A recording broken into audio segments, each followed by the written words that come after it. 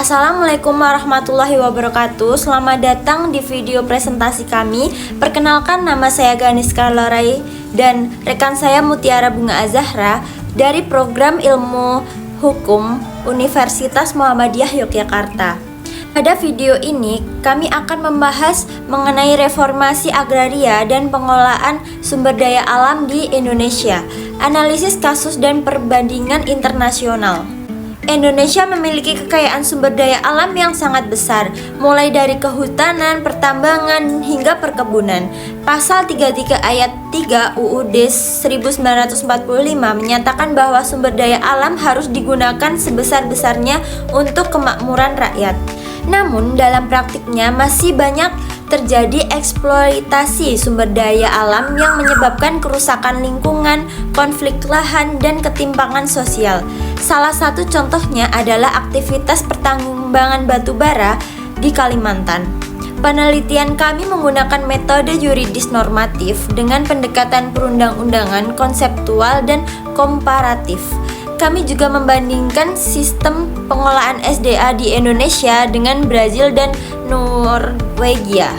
Secara hukum, Indonesia sebenarnya sudah memiliki berbagai regulasi seperti UU Lingkungan Hidup dan UU Pertambangan. Tetapi masalah utamanya terletak pada lemahnya pengawasan, tumpang tindih regulasi, dan kurangnya penegakan hukum. Penelitian ini kami juga menggunakan konsep keadilan distributif, keadilan prosedural, dan keadilan ekologis untuk melihat apakah pengelolaan SDA sudah benar-benar adil bagi masyarakat dan lingkungan.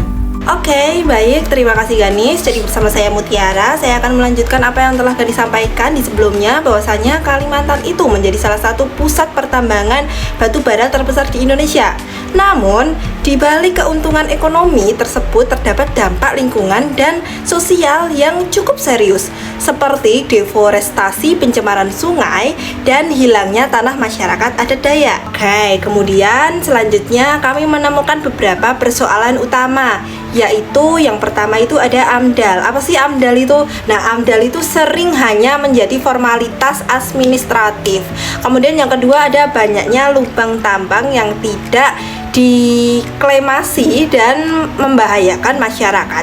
Kemudian yang ketiga itu ada tumpang tindih izin tambang dengan kawasan hutan dan tanah adat. Kemudian yang keempat itu ada ketimpangan distribusi keuntungan antara korporasi dan masyarakat sekitar tambang. Nah, bahwa dari kondisi ini itu menunjukkan bahwa pengelolaan sumber daya alam di Indonesia itu masih belum mencerminkan prinsip keadilan dan keberlanjutan. Oke, dari kami itu juga membandingkan Indonesia itu dengan Brasil dan Norwegia. Bahwasanya di Brasil itu udah berhasil menurunkan laju deforestasi melalui pengawasan berbasis satelit dan penegakan hukum yang lebih tegas. Sedangkan kalau di Norwegia itu udah berhasil mengelola kekayaan minyak melalui sovereign wealth fund yang transparan dan berorientasi jangka panjang. Dari kedua negara tersebut, Indonesia itu dapat belajar mengenai pentingnya transparansi, pengawasan teknologi, dan pengelolaan sumber daya alam yang berkelanjutan. Jadi, apa sih Mutiara dan Ganis sebenarnya kesimpulan dari artikel yang udah kalian bikin? Nah, kesimpulan dari penelitian kami adalah bahwa masalah utama pengelola sumber daya alam di Indonesia itu bukan pada kurangnya regulasi, melainkan lemahnya pengakuan hukum dan tata kelola yang belum optimal. Nah, karena itu diperlukan reformasi tata kelola sumber daya alam yang lebih transparan, partisipatif, dan berkelanjutan, termasuk penguatan perlindungan terhadap masyarakat adat dan lingkungan hidup. Begitulah penelitian yang telah kami sampaikan. Apabila ada kurang dan lebihnya, mohon kiranya dapat dimaklumi dan dimaafkan. Bersama saya Mutiara dan rekan saya Ganis Karlarai, kami akhiri. Wabillahi taufiq wal hidayah. Wassalamualaikum warahmatullahi wabarakatuh. Bye bye.